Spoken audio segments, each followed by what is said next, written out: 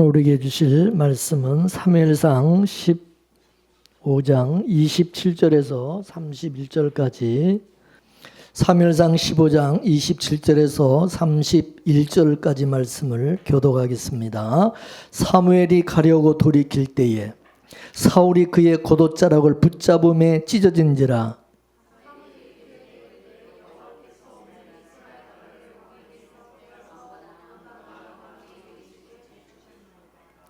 이스라엘의 지존자는 거짓이나 변개함이 없으시니 그는 사람이 아니심으로 결코 변개치 아니하심이니이다.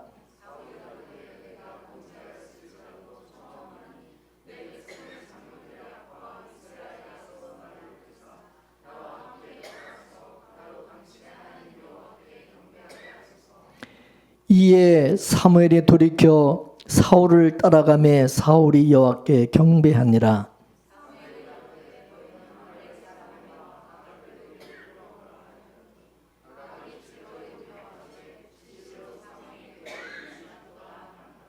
사무엘이 가로되 내 칼이 여인들로 무작게 한 것 같이 여인 중 내 어미가 무자하리라 하고 그가 길갈에서 여호와 앞에서 아각을 찍어 쪼개니라.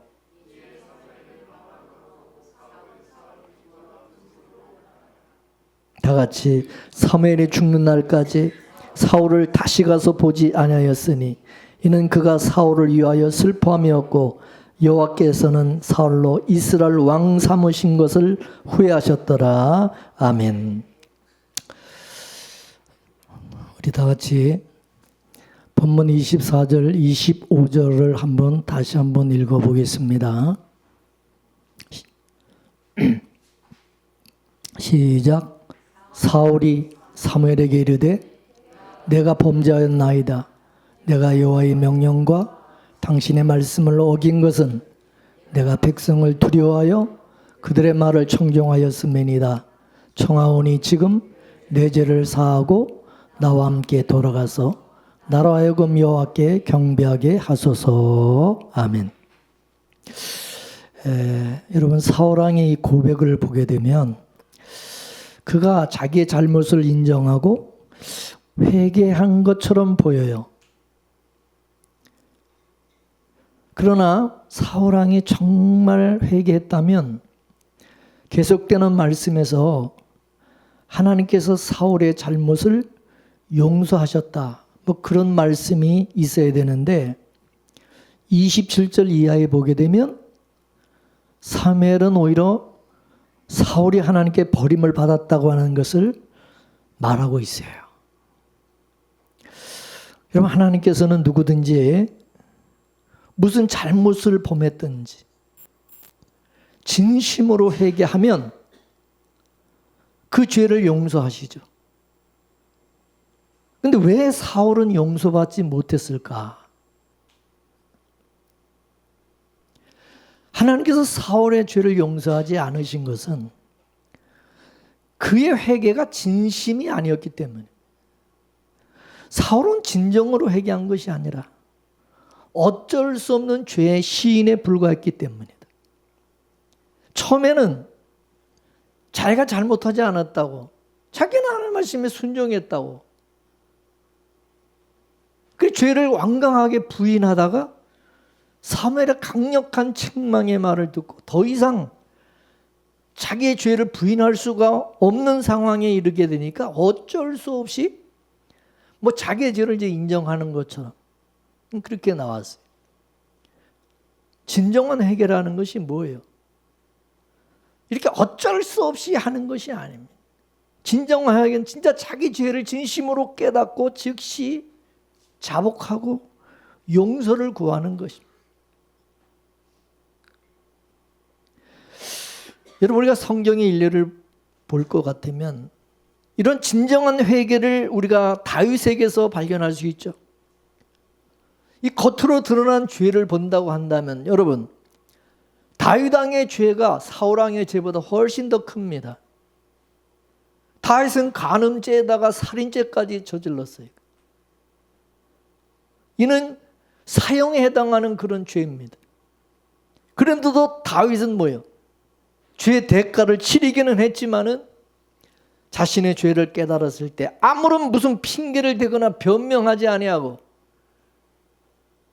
자신의 죄를 자복하고 회개했기 때문에 그 죄 자체에 대해서만큼은 하나님께 용서를 받았어요. 나단 선지자가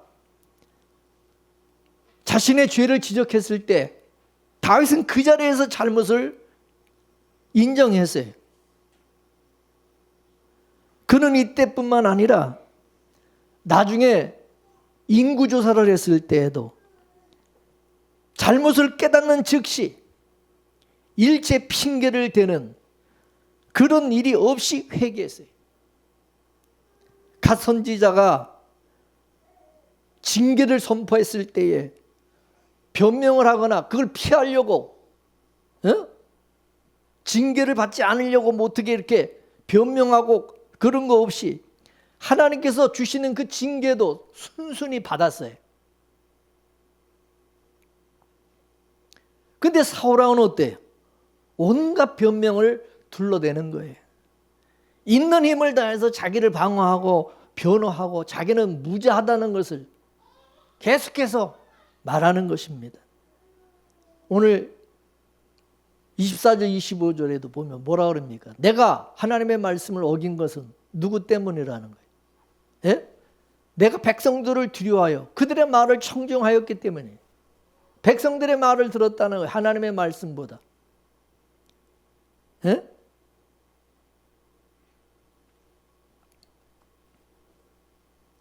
백성들에게 자기의 죄를 이제 전가시키는 거예요. 누구 때문에? 누구 때문에? 예? 누구 때문에 그렇다는 건 누구 때문에? 여러분 우리가 그런 경우가 많잖아요. 뭐라고 그러면 내가 누구 때문에? 당신 때문에. 꼭 자기는 죄가 없는 것, 누구 때문인 것처럼. 이 사울이 그런 거예요. 그럼에도 하나님께서 자기의 주장을 받아들이지 아니하시고 무슨 징계를 선언하시니까 그제서야 이제 마지못해 가지고 자기의 잘못을 이제 시인을 한 거예요. 이 사울왕의 회개는 어찌하든 하나님의 징계를 좀 면해보기 위해서 그 징계를 좀 면해보기 위한 그런 것이 내포되어 있어요. 자신의 범죄가 드러나자 당장 그 받게 될 그 징계를 피하기 위해서 서둘러서 자기의 잘못을 이제 인정하는 거예요. 그래 맞아요. 우리가 그러잖아. 그래 맞다 내가 그래 잘못했다고 그래. 내가 잘못했다고 그래. 뭐 이런 식인 거죠. 그러니까 하나님 용서를 받을 수가 없는 거예요. 이어지는 26절 31절에서 사울은 사무엘에게 뭐라고 하냐. 자기와 함께 하나님께 경배하러 가기를 청했어요.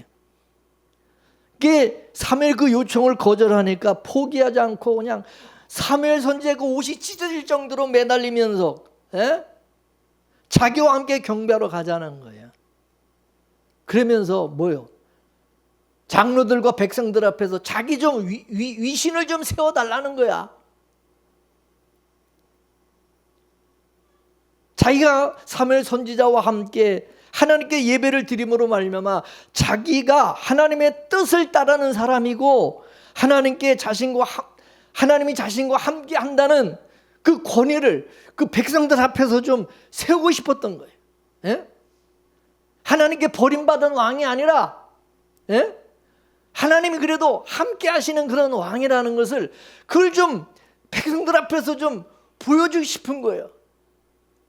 자기가 살려뒀던 그 양과 염소들은 자기 어떤 사적인 어떤 욕심을 위해서 그거를 남겨둔 것이 아니라 하나님께 이렇게 제사 드리기 위해서 이게 남긴 것이라는 것을 이걸 만천하에 알리고 자기가 얼마나 하나님을 사랑하고 하나님을 경배하는 사람인지 제사장이자 선지자이자 사사였던 사무엘이 자기를 지지하고 있다는 것을 장로들과 백성들에게 그걸 과시함으로 말미암아 자기의 위신과 이 권위를 세우고자 하는데 목적이 있었던 거예요. 예배의 목적이 아니야. 그걸 수단으로 해가지고 자기 권위와 위신을 좀 세워보고자 하는 거예요. 나 이렇게 하나님께 인정받는 사람이다. 나 이렇게 믿음 있는 사람이야. 너희들 나를 어떻게 볼지는 모르지만은 나 그래도 신앙 있는 사람이야. 뭐 이렇게 이제 사람들에게 그걸 보여주고 싶은 거예요.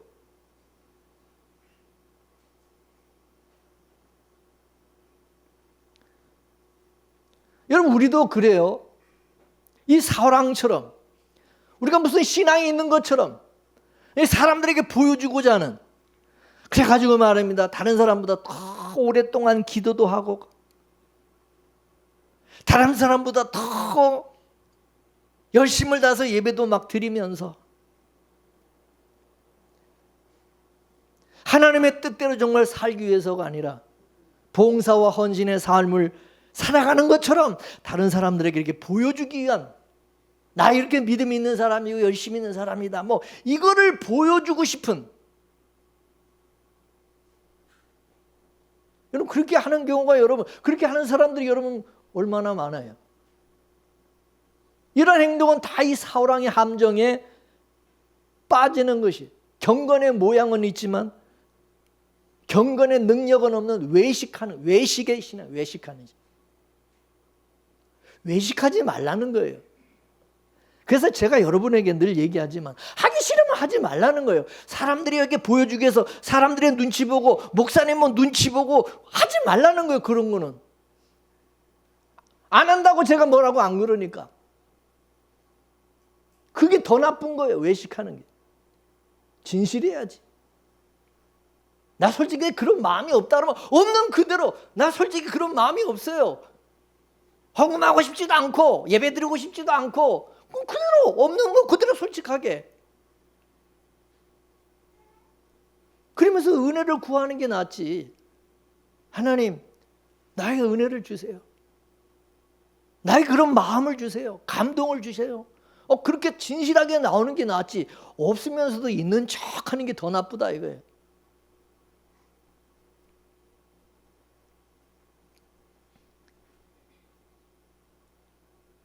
근데 이렇게 사울이 하나님 앞에 제사를 드리고 예배를 드린 결과가 35절에 보면은 제사를 집례했던 사무엘 선지자가 사울을 위해서 슬퍼했고 하나님께서 사울을 이스라엘의 왕 삼으신 것을 후회하셨다고. 네.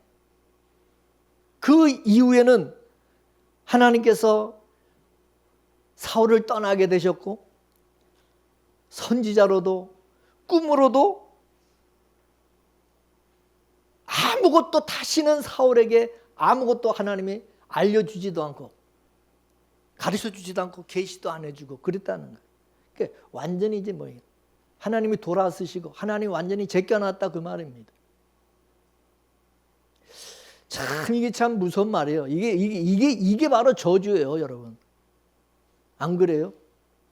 하나님 또 외면당하고 하나님이 제껴놨어. 하나님께 버림받은 거예요. 그래서 사울왕의 끝이 어떻습니까? 자기 자식들과 함께 한날에 죽은 거예요. 죽었어요. 얼마나 안타까운 결말이에요. 사울왕이 백성들 앞에서 아주 뭐 신앙 있는 것처럼 하나님을 정말 사랑하고 경배하는 것처럼 뭐 제사를 드릴 때는 뭐 마음의 평안도 주고 또 뭐 불안을 없애주는 그런 것이었을지는 몰라요. 그렇지만은 근원적인 문제만 더 키웠고 불행만 더 키웠다는 거죠. 만일 이때 사울이 자기를 내세우기보다 백성들 앞에서 자기 위신을 세우려고 하기보다 하나님 앞에 철저하게 무릎 꿇고 참회를 했다고 한다면 정말 이런 결과가 왔을까 한번 생각해 보라는 거죠. 사울이 어떤 벌이라도 자기가 달게 받겠다고 겸허하게 통회하면서 자복했다면 그때도 하나님께서 정말 사울을 외면하고 버리셨을까? 사울은 절대 그렇게 못했을 거예요. 왜? 사울은 그렇게 할 수 있는 은혜가 없는 사람이에요. 은혜가. 이게 아무나 되는 게 아니에요. 하나님의 은혜가 아니면 은혜가 없는 사람은 그렇게 못해요. 그러니까 사울왕은 이렇게 할 수밖에 없는 사람이라. 이게 은혜가 없다 보니까 끝까지 자기를 보호하기 위해, 자기 위신을 세우기 위해서 외식하고 계속 이렇게 죽을 때까지 회개를 못하는 거예요. 깨닫지를 못해요. 이런 사람들은 은혜가 없는 거예요. 여러분, 이 깨닫는 것도 회개도 은혜가 있어야 되는 거예요. 믿습니까?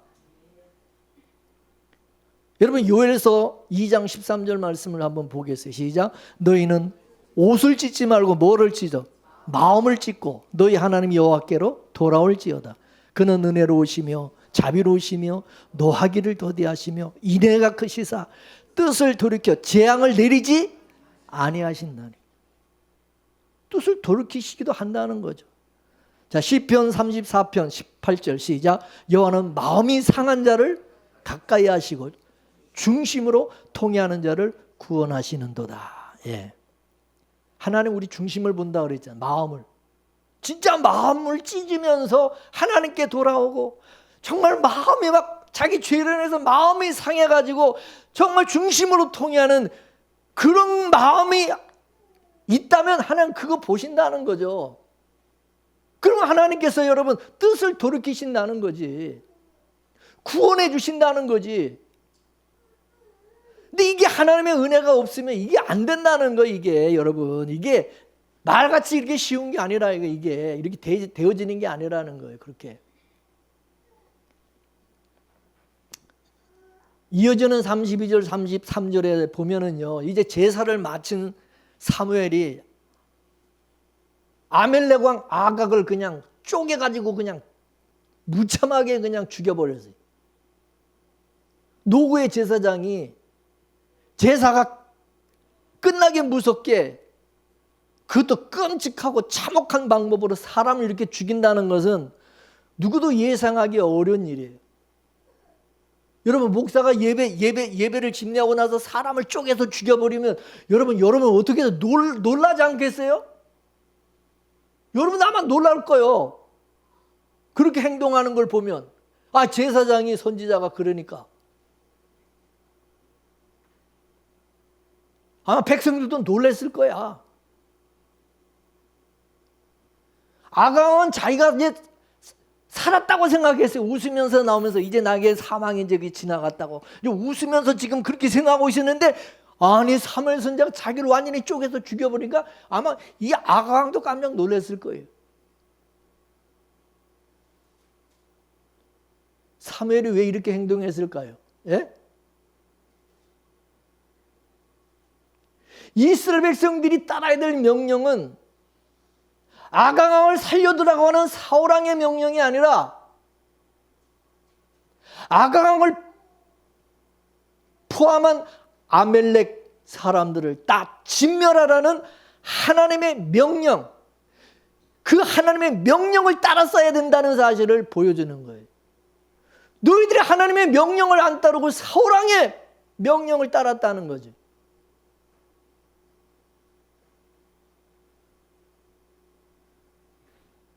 만일 아말렉에서 잡은 그 짐승들로만 제사를 드리고 그냥 끝냈다, 그러면 여러분 사울왕의 그 불순종을 이 추인해 주는 꼴이 되고 마는 거예요.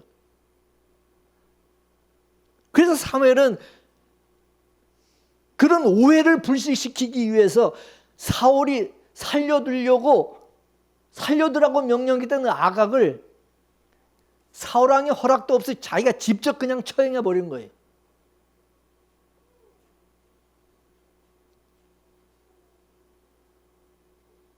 그것을 통해서 아무리 왕이라 할지라도 하나님의 명령을 어길 때는 그와 같이 무참하게 무시당할 수 있다는 사실을 만천하에 보여준 거예요. 왕이라도 하나님의 명령을 무시하면 나도 당신을 무시한다, 그거죠. 그러므로 사무엘이 아각을 직접 그렇게 처형을 한 것은 이스라엘 백성들에게 하나님의 뜻을 절대 거스리면 안 된다, 그거를 가르치기 위한 행동이었던 것입니다. 하나님의 뜻을 거스리면 그들을 멸망의 길로 이끌, 이게 올무가 된다는 사실을 분명히 가르친 거예요. 그리고 34절 35절에서 사무엘이 죽는 날까지 사울 왕을 다시는 가서 보지 않았다고 그랬어요. 다시는 안 봤다는 게 이후로 다시는 사울 왕을 보지 않았다는 거예요. 사무엘이 왜 사울 왕을 다시는 보지 않았을까요? 예? 사울 왕은 하나님께 버림받은 왕이기 때문에 하나님이 버리신 자라니 버리신 자. 여러분 군주 자적 군목 자흑이라는 그런 말이 있어요. 무슨 뜻이냐? 붉은색을 가까이 하는 사람은 붉게 물들고 먹을 가까이 하는 사람은 검게 물든다 그런 말이에요. 즉 사람을 누구를 가까이 하느냐에 따라서 인생이 달라진다는 거예요. 인생이.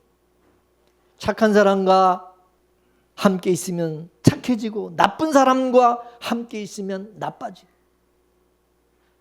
한창 감수성이 예민한 그런 시기에 나쁜 친구를 사귀게 되면 여러분 나쁘게 될 가능성이 많은 거예요.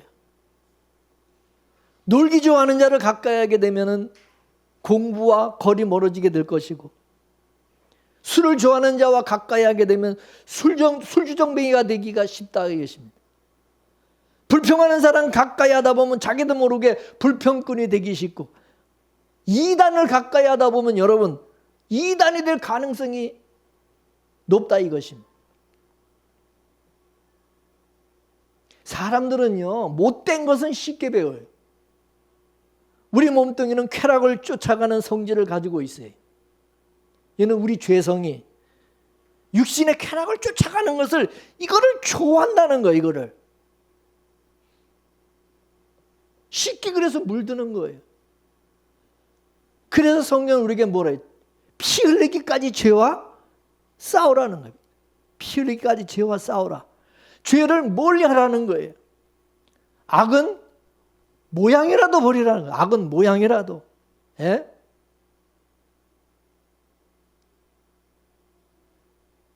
여러분 내가 어떤 사람인지 알아보기 위해서는 나와 가까운 사람이 어떤 사람인가 한번 여러분 보세요.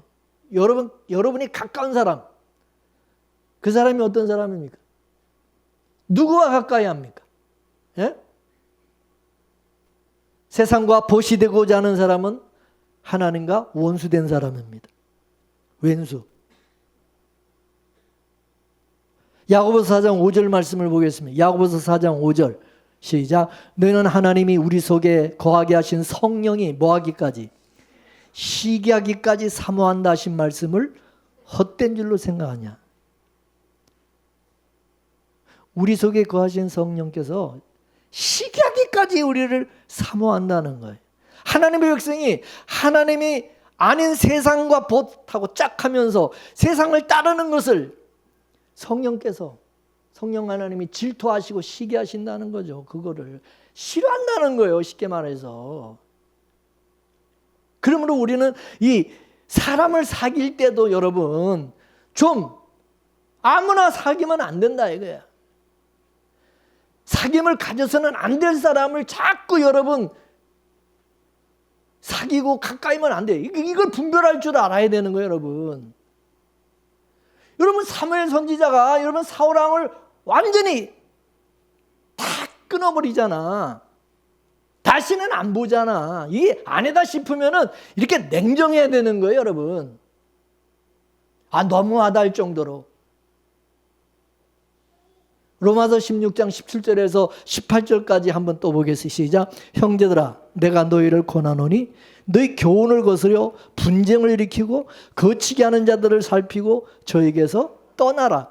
이 같은 자들은 우리 주 그리스도를 섬기지 아니하고 다만 자기 배만 섬기나니 공교하고 아첨하는 말로 순전한 자들의 마음을 미혹하느니라 그랬어요. 잘 여러분 우리가 분별을 해서 이 사람을 내가 가까이 해야 될지 떠나야 될지, 예? 이 사람과 계속 내가 가까이 하고 사귀어야 될 사람인지 아닌지 여러분 제발 좀 그런 것 좀 분별하고 살아라 그 말이에요.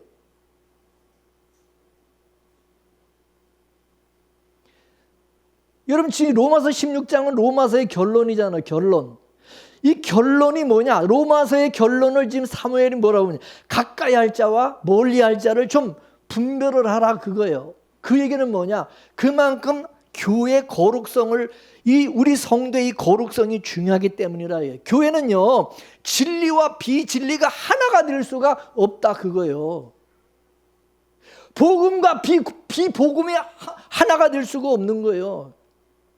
그러므로 진리에 속한 사람들과 진리에 속하지 않은 사람을 구분하라 이거야. 구분해라 이거야. 심판이 뭐예요? 심판은 이거를 갈라내는 거예요. 이거 갈라내는 거. 알곡과 쭉정이를 갈라내듯이 알곡과 쭉정이 어떻게 같이 있냐고. 창세기 1장에 여러분 창조가 뭐예요? 빛과 어둠을 갈라내는 거잖아. 첫째 날 진리와 비진리를 어둠과 빛을 이걸 갈라내는 게 이게 창조의 역사다. 이게 구원의 역사다. 이게 할렐루야. 우리가 여러분 구원받고 은혜를 받으면요 어둠에 속한 자들이 떨어져 나가요. 이게 이상하게 갈라져. 여러분 세상 친구가 자꾸 멀어지잖아. 여러분 예수 믿고 여러분 구원받았는데 세상 친구가 계속 짝하고 올라줬다. 그 사람 구원받은 거 아니야. 내 안에 빛 대신 주님이 계시면 어둠에 속한 자들과 멀어지게 돼 있다는 이거는 자연적인 거예요. 끊어지게 돼 있어요. 근데 왜 자꾸 그게 어울린다는 것은 뭐냐? 내가 그거에 속했다 이거야. 아직 내가 변하지 않았다 그거예요. 맞아요 틀려요? 빛과 어둠이 어떻게 같이 해? 예? 영적인 사람과 육적인 사람이 어떻게 같이 할 수 있냐고. 말도 안 되는 거지. 착각하지 마세요. 그런 사람은 자기가 어둠이라는 거 아직 빛이 아니라는 거예요. 육에 속한 사람이요 세상에 속한 사람이요. 그러니까 같이 짝하고 울로 좋다고 어울리지. 거룩성을 상실한 거예요. 거룩성. 그게 타락이야. 그게 변질이 여러분. 뭐가 타락인 줄 아세요? 그게 변질이고 타락이요. 혼합되고 짬뽕. 예? 이게 빛인지 어둠인지, 이게 믿는 사람인지 믿음이 있는 사람인지 없는 사람인지, 이게 세상에 속한 사람인지 이게 하나님께 속한 사람인지 이 분간이 안 되는 거. 이게 여러분 이게 타락이야. 사탄은요 항상 교회 우리 성도의 이 순수성, 이 거룩성을 훼손하는 일을 하는 겁니다. 신앙은 뭐냐 하면은 그리스도의 의에다가 다른 것을 절대 섞지 않는 거야. 이 혼합을 시키자. 이 혼합주의가 이게 이단이고 이게 잘못된 거잖아. 혼합. 신앙의 적은 뭐냐? 혼합이에요. 혼합. 짬뽕. 여러분 성경에서 뭘 타락이래? 뭘 타락이라고 그래? 타락은 성경에서 말하는 혼합이에요. 혼합. 하나님께서 왜 노아 시대에 왜 물로 홍해를 왜 홍수로 하나님이 심판했어요? 짬뽕이 된 거야. 하나님의 아들들이 사람의 딸들과 이게 짝짝꿍이 돼가지고 이게 혼합. 그거를 하나님께서 심판한 거. 심판이 뭐라고? 갈라내는 거라 이거야. 그래서 은혜를 받은 노아의 가족만 딱 돼가지고 이거 딱 구별하고 나머지는 다 싹 쓸어버린 거예요. 이게 마지막 때 일어날 하나님의 심판이라고. 아이 성경을 뭘로 보는 거예요?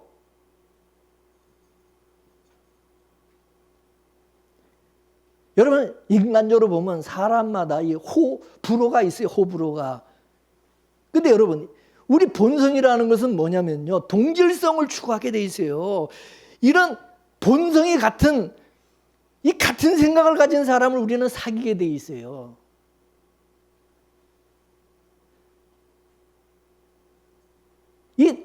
나하고 생각이 다른 사람이 마음과 생각이 다른 사람은요 사람은 본능적으로 피하고 멀리하게 돼 있어요. 여러분 안 그래요? 우리 인간의 본성은요 나하고 생각이 같은 사람을 만나게 되면 기쁘고 편함을 느껴요. 좋아요. 근데 나하고 생각이 다른 사람을 만나잖아요. 그러면 뭔가 자꾸 불편해. 그래 안 그래? 불편해요. 깊이 살 수가 없어요. 안 맞아. 쉽게 말해서 안 맞아. 안 맞는다래. 왜 안 맞아? 나하고 마음과 생각이 가치관이 틀리니까 안 맞는 거야.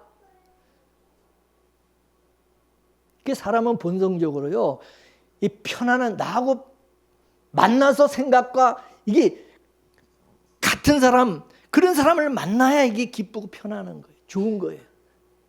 그래서 자꾸 만나고 싶고.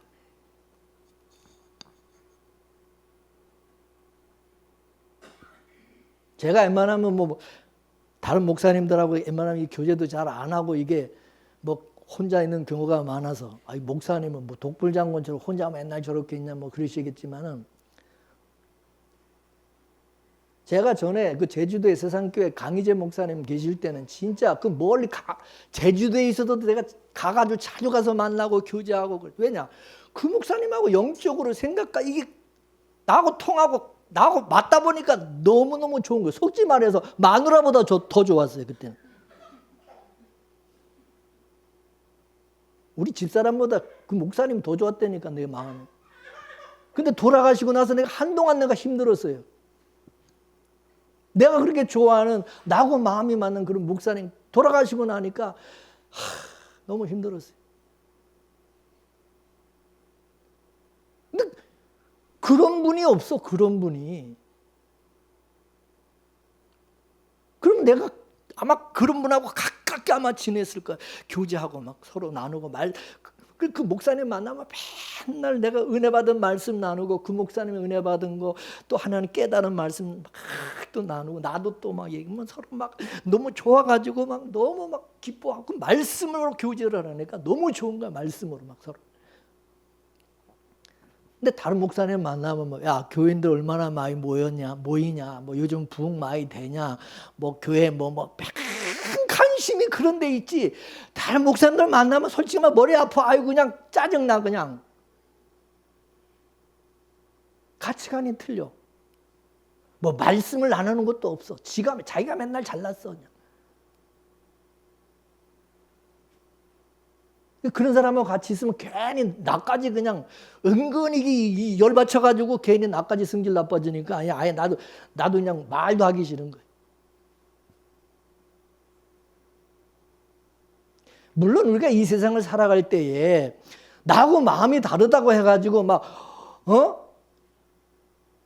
완전히 이렇게 우리가 이렇게 멀리 할 수는 없어요. 이 세상을 살아가는데 이 세상에는 여러분 내 마음에 맞는 사람이 있는 게 아니잖아요. 그래서 우리가 마음은 안 맞아도 억지로 사귐을 가질 수 있어요. 왜? 얻어내야 될 유익이 있다 보니까. 그러나 내가 돌아서서 내가 욕을 하여도 그 사람 면전에서는 그거를 그 싫다는 것을 막 표현하고 그러면 돼요? 그럼 내가 손해보지. 그러니까 우리가는 그 싫은 거를 우리가 표현은 못하지. 표현은 안 하지만 이 속에서는 아니다. 이 사람은 아니다. 이게 여러분 느껴지지 않아요?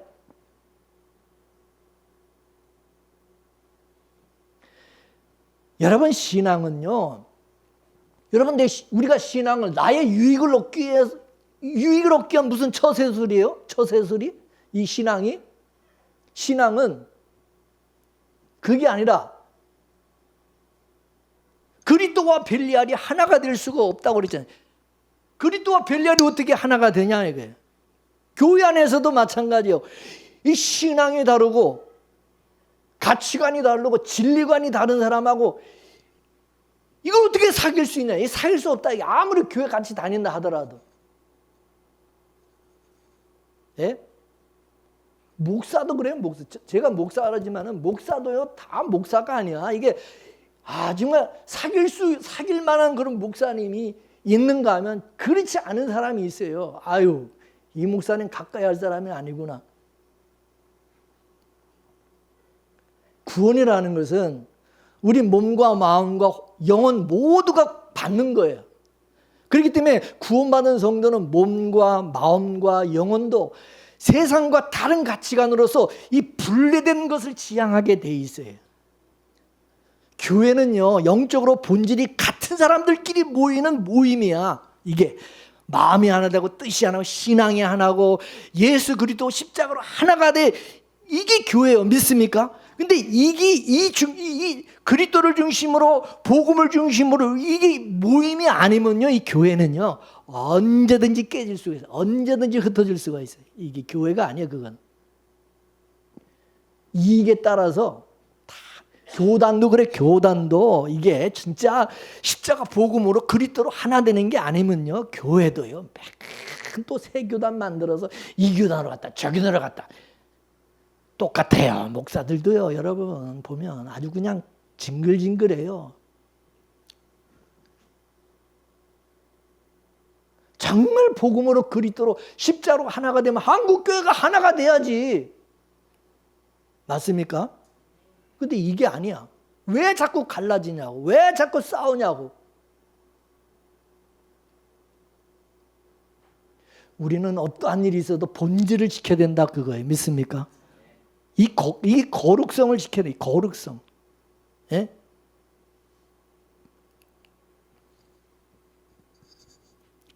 이게 여러분 우리가 타협을 하면 그래서 안 된다는 거예요. 그래서 사무엘이 한번 생각해 봅시다. 사무엘 선지자가 사울 왕을 찾아가지 않았는데 다시는 보지 않았다고 그랬어요. 그러면 사무엘 선지자가 자기를 찾지도 않고 보지도 않았다고 해가지고 사울 왕 자기도 아이씨 나도 사무엘 선지자 안 본다. 그래야 되겠어요. 자기는 사무엘 선지자를 찾아가야 되겠어요. 사무엘 선지자를 찾아야 되겠어요. 어느 게 맞아요? 사무엘이 누구요? 하나님의 선지자고 하나님의 제사장이고 그보다 앞선 민족의 지도자였어요. 지도자야. 근데도 사울 왕이 아니 사무엘 선지자가 자기를 찾지 않는다고 해서 자기도 다시는 사울을 찾지 않고 가까이 하지도 않았대. 뭔 말이야 이게? 사울 왕이 사무엘 선지자를 만날 필요성을 느끼지 못했다는 거지. 다시 말해서 이건 바로 하나님을 멀리했다는 증거죠. 하나님 말씀 듣기도 싫고 여러분 주의 종의 말을 듣기 싫으니까 여러분 멀리하는 거지. 여러분 하나님 말씀을 듣기 좋아하면 여러분 주의 종을 가까이 하겠지. 그래 안 그래요? 그래 안 그래요? 여러분 마음속에 하나님이 안 계세요. 하나님 말씀 듣기 싫으면 여러분 교회 나오겠어요? 저 보겠어요? 볼 일 없잖아. 하나님의 말씀을 듣고 은혜를 사모하면은 내가 여러분을 신방 안 해도 내가 여러분을 찾아가지 않아도 여러분이 발로 찾아와야지. 맞습니까? 들으려고 와야지. 사모하는 마음으로. 그게 맞는 거 아니에요? 근데 이제 아예 멀어져. 아예 교회도 안 나오고 아예 목사님 보지도 않고 아예 그거는 뭐예요? 하나님 떠났다는 거지. 하나님 보기 싫다는, 하나님 멀리한다는 거지. 그럼 교회를 멀리한다? 그럼 하나님 멀리하는 거지. 주의 종을 멀리한다? 주의 종 말을 듣기 싫어한다? 그러면 하나님 말씀 듣기 싫다는 거지. 이 사울 왕이 지금 그렇게 된 거예요. 그래서 마지막 그 35절에 뭐라 그랬어요? 여호와께서는 사울로 이스라엘의 왕 삼으신 것을 후회하셨더라. 후회하셨다 그랬어요. 우리는 어떤 일을 해놓고 후회할 때가 많이 있죠. 그죠? 왜? 우리 인간은 유한한 존재이기 때문에 우리는 실수도 하고 잘못하기도 하고 그러니까 후회할 때가 많아요. 그러나 하나님이 후회를 하신다? 이해가 돼요? 완전하신 분인데 완전하신 하나님이 후회를 하신다?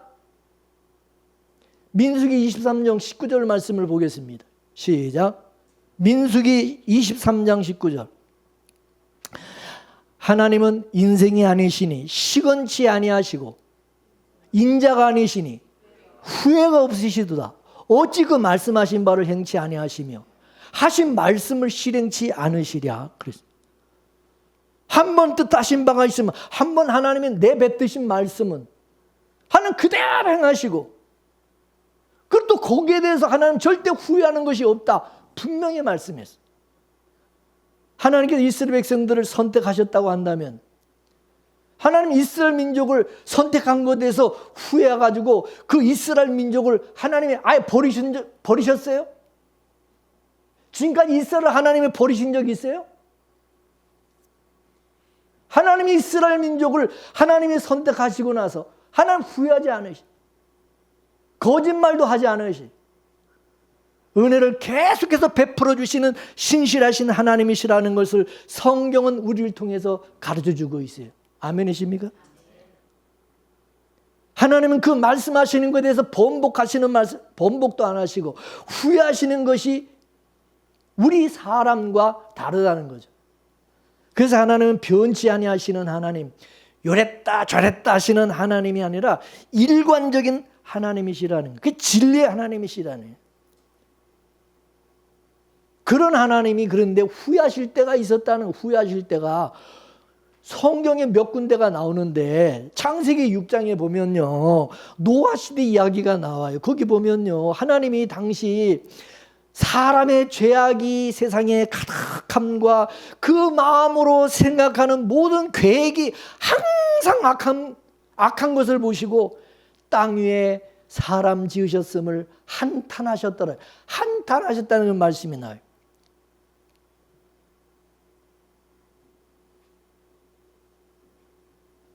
하나님이 세상 모든 만물을 창조하실 때 뭐라 그랬어요? 하나님이 보시기에 좋았더라 그랬어요.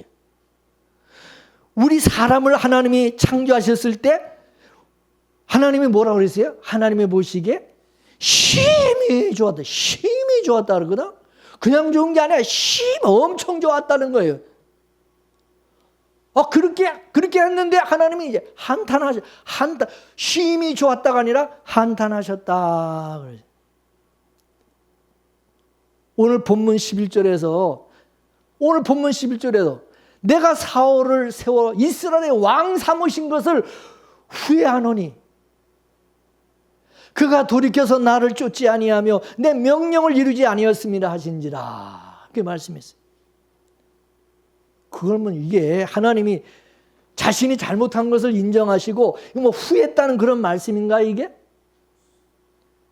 이렇게 표현을 하신 것은, 하나님이 이렇게 표현을 하신 것은 사람들이 자신들이 경험하고 있는 것들이 아니면 이게 이해를 할 수 없기 때문에 우리 사람들이 이해할 수 있도록, 하나님의 그 마음을 표현하기 위해서 하나님이 지금 어떤 마음인지 그거를 지금 말씀하신 거다 그거예요. 하나님이 후회하셨다는 이 표현은 하나님이 실제로 뭘 잘못하고 실수했다는 걸 인정하는 것이 아니라 이것은 하나님의 슬픈 감정, 분노의 그 감정, 그걸 인간들이 이해할 수 있도록 하기 위함이다 그것입니다. 주님의 그 말씀에 불순종하는 인간들을 향한 하나님의 그 근심 걱정, 인간들을 향한 그 하나님의 유감스럽고 서글프고 안타까운 마음, 그 분노의 마음, 이거를 표현한 것이라고 할 수가 있는 것입니다. 그러므로 하나님이 후회에 대해서 언급한 이 본문을 옛날에 그 전에 하나님이 잘못해가지고 실수한 것을 지금 후회한다 이런 의미로 이거를 이해하면 안 된다는 것입니다. 하나님은 절대 후회하시는 분이 아니십니다. 왜 후회 안 하십니까? 하나님은 완전하신 분이기 때문에. 하나님의 속성 자체가 완전하십니다. 특히 지혜와 능력에서 완전하시기 때문에 전지전능하신 하나님이라고 그러는 거예요. 사람의 지혜와 능력에는 한계가 있기 때문에 아무리 완벽하게 계획을 세웠다 할지라도 그 계획이 실패될 수도 있어요. 안 될 수도 있어요. 그렇기 때문에 어떤 일을 계획했다 할지라도 그 계획대로 성취를 못하고 그럴 때마다 인간은 후회를 하는데 후회할 수가 있어요. 그러나 하나님의 지혜와 능력은 완전하시기 때문에 잘못된 계획도 하지도 않으시고 그 계획하신 것을 하나님 반드시 이루신다는 거죠. 그렇기 때문에 하나님께서는 후회라는 것이 없다는 거죠. 하나님 한번 결정하신 일에 대해서 결코 후회하시고 그걸 돌이키지 않는다는 거죠. 우리 인간이 볼 때 하나님이 하신 것이 그게 잘못된 것처럼 우리는 느껴질 수 있지만은 그건 우리 지혜의 한계를 가진 우리 인간의 입장에서 봤을 때 그런 생각을 가는 것이고, 지혜가 무한하신 하나님의 그 입장에서는 잘못된 것 같지만 그게 잘못된 것이 아니라는 거죠. 그래서 모든 것이 합력하여 뭐를 이룬다? 선을 이루신다는, 선을 이루신다.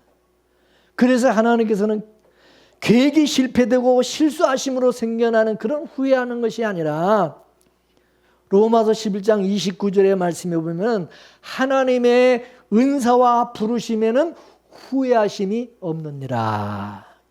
믿습니까? 이 말씀은 하나님께서 유대인의 구원과 관련하여 하신 말씀이거든요. 이스라엘의 구원.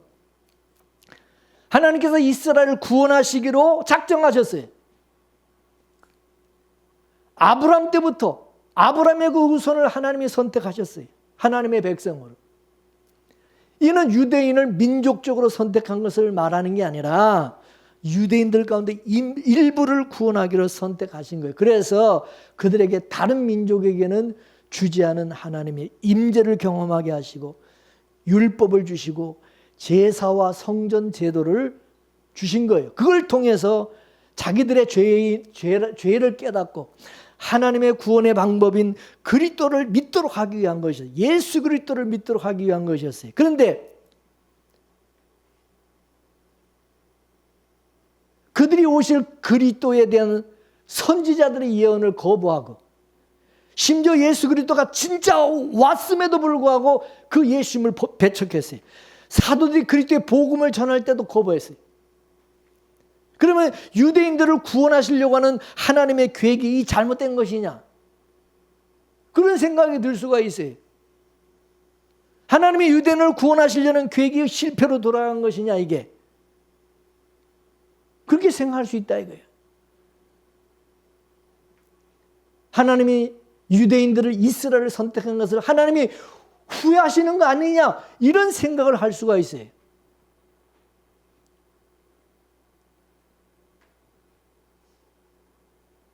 우리가 그런 생각을 가질 수 있기 때문에 이런 이 말씀을 하신 거예요. 하나님의 부르심과 은사에는 후회가 없으시다니. 하나님이 이스라엘을 부르시고 선택한 것에 대해서 후회 안 하신다는 거지. 그러면서 하신 말이 뭐죠? 이방인들이 예수 그리스도 복음을 받아들여 가지고 구원받는 것을 유대인들이 보고 어떻게 한다고? 시기하는 마음이 생겨. 시기하여서 예수님께서 마지막 재림하실 때, 이 재림이 가까울 때 유대인들이 예수 그리스도를 믿어서 구원을 받게 하신다. 그렇게 설명했어요. 할렐루야. 그러니까 구원뿐만 아니라 이 사명에 대해서도 마찬가지라. 우리를 선택하고 부르신 것은 여러분 단순히 우리를 구원하기 위해서가 아니라 궁극적인 목적은 뭐죠? 우리를 통해서 하나님이 영광을 받으시기 위함이라 했어요. 할렐루야. 나와 여러분을 통해서 하나님의 영광을 받으시기를 원하는, 영광을 받으신 게 그게 목적이에요. 구원의 목적. 우리가 비록 심각하게 범죄로 죄로 인하여서 타락하고 고난으로 인해서 좌절 가운데 있을지라도 하나님 절대 후회하지 않으시고 절대 포기하지 않으신다는 거죠. 하나님 우리를 통해서 사명을 이루시고 우리를 통해서 영광을 받으시고자 하시는 그 의지, 그 목적은 여전히 변함이 없으시다는 거죠. 하나님 우리가 느끼지 못하는 가운데서도 여전히 우리를 부르신 그 목적을 위해서 여전히 우리를 섭리하시고 간섭하시고 다스리고 계신다는 사실입니다. 하나님께서 어떤 사람을 하나님이 구원하시기로 작정하시고서 내가 선택을 잘못했구나. 이거 취소해야 되겠다. 다시 번복하시고 후회를 하시고 그런 모습이 있을 수가 없다 그 말입니다. 따라서 하나님께서 은사와 부르시면은 후회하심이 없으시다고 하는 그런 의미는 하나님은 그런 변함이 없으신 사랑을 의미하는 것입니다. 우리 여러분 하나님을 뭐라고 부르죠? 하나님 뭐지? 하나님 아버지 여러분 아버지. 하나님 아버지잖아. 하나님과 우리의 관계는 아버지와 자식, 자녀의 아들의 관계예요. 이건 끊을 수 없는 이 혈연을 그거 끊을 수 있어요? 하나님과 우리는 혈연의 관계가 아니라니까. 그보다 더한 영적인 이 관계 변함이 없는 거예요. 우리가 악을 행할 때 하나님이 징계를 하시기도 해요. 징계하시기도 해요. 매를 내시기도 해요. 그러나 때로 은혜를 베푸시기도 하는 하나님이시기도 하지만은 하나님의 그 사랑은 변함이 없으시고 후회가 없으시다는 거예요. 하나님은 나를 택하시고 나를 하나님 자녀 삼으신 것에 대해서 절대 후회 안 하신다는 사실을 기억하시기 바랍니다. 내가 비록 좀 잘못하고 망나니로 산다 할지라도 하나님께서 후회하지 않습니다. 만약 하나님께서 후회하셨다고 하면 하나님이 하나뿐이 없는 독생자 예수 그리스도를 나를 위해서 빌려 죽게 했겠어요? 예수 그리스도를 나를 위해서 내어주셨겠어요? 그래서 로마서 8장 38절 39절에 뭐라고 그랬어요? 다 읽어보겠어요. 시작. 내가 확신하노니 사망이나 생명이나 천사들이나 권세자들이나 현재이나 장래이나 능력이나 높음이나 깊음이나 다른 아무 피조물이라도 우리 주 그리스도 예수 안에 있는 하나님의 사랑에서 끊을 수 없으리라. 이거는 끊을 수 있는 게 아니라 그 말이에요. 믿으십니까? 또 에베소 2장 1절에서 5절까지 말씀을 보겠습니다. 시작. 너희 허물과 죄로 죽었던 너희를 살리셨도다. 그때 너희가 그 가운데 행하여 이 세상 풍속을 쫓고 공중 권세 잡은 자를 따랐으니 곧 지금 불순종의 아들들 가운데 역사하는 영이라. 옛날에는 전에는 우리도 다 그 가운데서 우리 육체의 욕심을 따라 지내며 육체와 마음에 원하는 것을 하여 다른 이들과 같이 본질상 진노의 자녀였었더니 긍휼에 풍성하신 하나님이 우리를 사랑하신 그 큰 사랑을 인하여 허물로 죽은 우리를 그리스도 예수 안에서 우리를 살리셨고 너희로 뭘로? 은혜로 구원을 얻은 것이라. 할렐루야. 이거 믿으십니까? 우리는 죽어 마땅한 그런 죄인들이었다.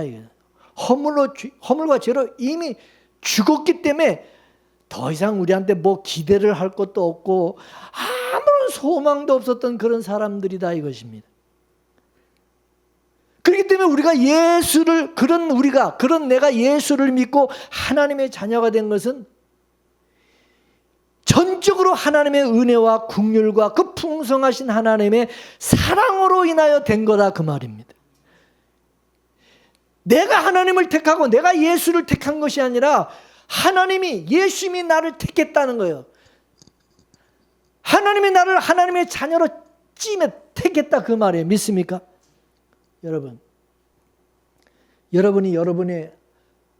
여러분이 여러분 부모를 택했어요? 네? 여러분이 여러분 부모를 택해서 태어났어요? 아니잖아.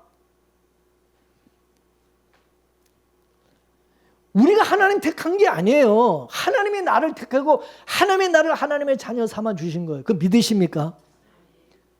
그래서 아버지께서 이끌지 아니하면 아무도 예수님에게 올 자가 없다고 그런 거예요. 믿습니까? 자, 요한복음 4장에 가서 보면 여러분 거기 사마리아성 수가성에 남편을 5명이나 갈아치운 여자가 나와요. 그죠? 완전히 이런 여자를 뭐라고 그러지? 이거 바람둥이라 그래야 되냐? 이거를 바람난 창녀라 그래야 되나? 그런 여자가 예수 믿기가 쉬울까 어려울까? 우리가 생각할 때는 그런 여자가 예수 믿는 것이 쉬울까 어려울까? 저런 여자가 예수 믿는다는 건 진짜 힘들 거다. 여러분 그런 생각 안 들어요? 수가성에 다른 사람들 많이 있는데 그 세고 많은 사람들 중에서 저 여자가 다른 사람은 모를까 저 여자가 저런 여자가 예수를 믿는다? 하나님의 자녀가 되고 구원받는다? 여러분 상상이 돼요? 예? 어떻게 저런 여자가 전도자가 예수 그리스도를 전하는 전도자가 될 수 있을까? 여러분 상상이 돼요? 인간이 볼 때는요. 이건 전혀 기대도 안 되고 전혀 상상도 안 되고 완전히 그 불가능해 보이지만은 하나님께서 그 여인을 택하셨다는 거죠. 부르셨다는 거죠. 그래서 하나님이 이 여인을 예수님에게로 이끄셨고 그리고 예수님을 만나게 하셨고 예수를 믿고 구원을 받고 예수님을 증거하는 전도자가 되어서 수가성을 구원했다는 거죠. 할렐루야. 여러분 목사님들 가운데 옛날에 완전히 깡패 건달이고 아주 못됐던 그런 사람이 여러분 예수 믿어서 변화돼서 여러분 훌륭한 목사가 되고 분강사가 된 적 많이 있잖아요. 그래 안 그래요? 어떻게 저런 인간이, 저런 사람이 어떻게 예수 믿어서 어떻게 목사가 될 수 있냐. 근데 하나님이 택한 자는 하나님께서 바꾸셔가지고 은혜 주셔서 그렇게 되게 하신다는 거죠. 이게 은혜라는 거죠. 할렐루야. 하나님이 이끌어 주시면요, 우리 사람이 볼 때는 이건 절대 불가능해 보이는데, 예수 안 믿을 사람도, 절대 안 믿을 사람도 꼼짝없이 예수를 믿게 되더라는 거죠. 그렇게 만든다는 거죠. 그래서 하나님에게는 불가능이 없다는 것입니다. 우리 하나님은 오래 참아주시는 인자하신 하나님이십니다. 근데 그냥 무한정 참아주시는 그런 하나님이 아니라 하나님에게 때가 있다는 거죠. 하나님의 때. 그 때에 하나님이 부르시고 구원하신다는 거죠. 믿습니까? 우리 주위를 돌아보면은 도무지 예수 믿을 것 같지 않은 아주 강팍하고 완악한 그런 사람이라 할지라도 하나님께서 그 사람을 구원하기로 하나님의 자녀로 택한 사람이라면 하나님께서 정하신 때가 되면요, 하나님의 방법으로 그 사람을 이끄시고 회개하게 만드시고 예수 앞으로 돌아오게 하시는, 어떤 죄인이라도 성령의 충만함을 받기만 하면 완전히 변화되어서 새 사람이 되어서 능력 있는 주의 종이 되고 땅끝까지 복음을 증거하는 증인이 되어서 하나님께 쓰임받고 영광을 돌리는 사람이 될 수가 있다는 것입니다. 할렐루야. 하나님께서 창세전에 택하시고 불러주시는 그 사람들에게는, 그래서 하나님이 모든 것이 합력하여 선을 이루게 하시고 미리 정하신 그들을 하나님은 부르시는 것이, 아무나 부르는 게 아니에요. 하나님이 정하신 자들을 부르시고 그리고 의롭다 하시고 영원롭게 하신다 그랬어요. 우리 하나님께서 한 번 사랑하시면, 하나님이 한 번 택하시면 끝까지 사랑하시고 책임져 주시고 하나님이 뜻을 이루시고 하나님의 계획을 성취하신다는 것입니다. 여러분, 이런 특별한 하나님의 은혜를, 이런 사랑을 입은 것이 믿어지십니까? 이거 믿어지십니까? 그렇다면 우리는 항상 하나님을 기쁘게 하는 자로 살아야 되고 하나님의 그 크신 은혜와 성령의 도우심을 구하고 하나님 앞에 감사와 영광을 돌리는 그런 삶을 살아가는 그런 저와 여러분 되길 주 이름으로 축원합니다. 축원합니다. 이 말씀을 생각하면서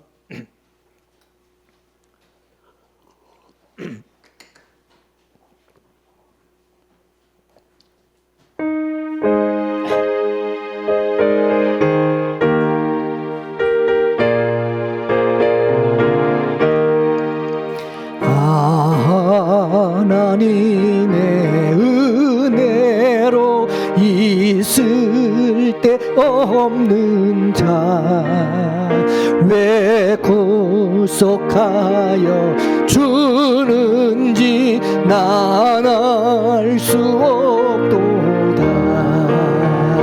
내가 믿고 또 의지함은 내 모든 형편 잘 아는 주님 늘 돌보아 주실 것을 나는 확실히 아네. 왜 내게 굳센 믿음과 또 복음 주셔서 내 마음이 항상 편한지 난 알 수 없도다. 내가 믿고 또 의지함은 내 모든 형편 잘 아는 주님 늘 돌보아 주실 것을 나는 확실히 아네. 왜 내게 선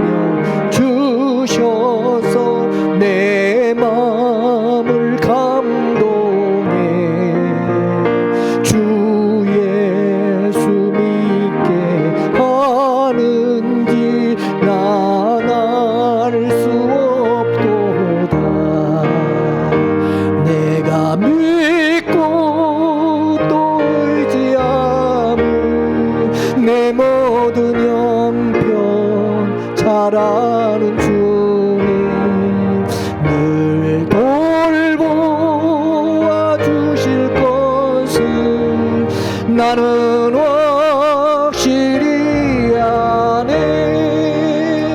주 언제 강림하실지 곧 밤에 홍낮에 또 주님 만날 그것도 난 알 수 없도다. 내가 믿고 또 의지하는 내 모든 형편 잘 아는 주님 늘 돌보아 주실 것을 나는 확실히 아네. 아멘. 기도하겠습니다. 하나님께 우리가 택함을 받은 하나님의 백성이라면 하나님을 슬프게 하고 분노하게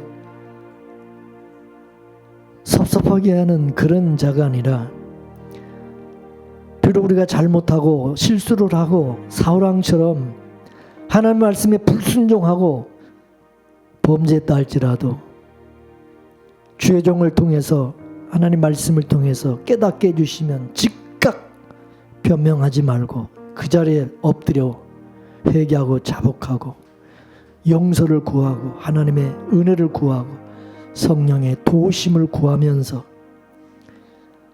나를 통해서 하나님이 창세전에 계획한 것이 하나님의 뜻이 온전히 이루어지기를 기도하는 저와 여러분 되기를 원합니다. 오늘 말씀을 생각하면서 우리에게 분별의 영을 주셔서 멀리할 자 가까이 할 자가 누군지 알게 하시고 예수 그리스도 안에서 성령으로 복음으로 우리 모두가 하나 될 수 있도록 도와달라고 기도하겠습니다.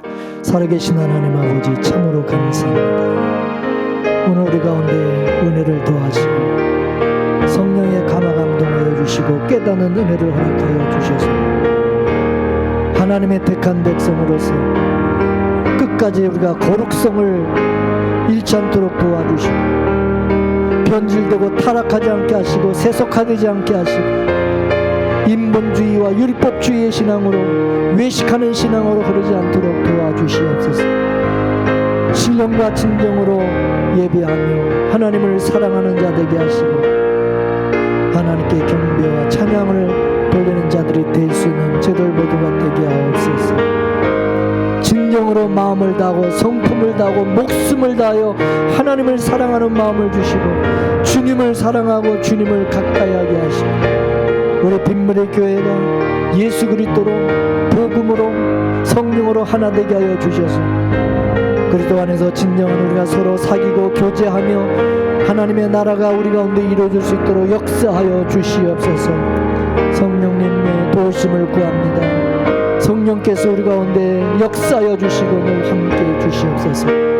세상과 짝하며 세상과 물리지 않게 하시고 변질되지 않도록 항상 저희들을 지켜주시고 주님의 교회를 끝까지 하나님이 지켜주시고 함께해 주셔서 하나님 앞에 하나님의 마음에 합한 교회가 되게 하시고 하나님의 보시기에 좋았더라 하나님이 기뻐하는 교회가 될 수 있도록 주여 도와주옵소서.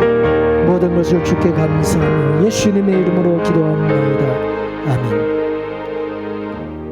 하나님 우리 빗물의 교회를 주님께서 끝까지 하나님 지켜주시고 은혜와 긍휼을 베풀어 주셔서 하나님이 보시기에 심히 좋았더라 정말 하나님이 기뻐하는 교회로 세워질 수 있도록 도와주옵소서. 우리는 하나님을 기쁘게 드릴 수 없습니다. 하나님의 마음에 합한 그런 성도가 될 수 없습니다. 성령이 도와주시옵소서. 그때그때 즉각 깨닫고 돌이킬 수 있는 은혜를 주시고 회복의 은혜를 주시고 항상 주님 떠나지 않고 예수 그리스도 안에 머무는 성도가 되게 하시고 하나님 앞에 늘 진정과 진정으로 마음을 다해서 하나님을 사랑하고 하나님 앞에 감사와 영광을 돌리는 저희들 되게 하옵소서. 예수님의 이름으로 기도합나이다. 아멘. 할렐루야.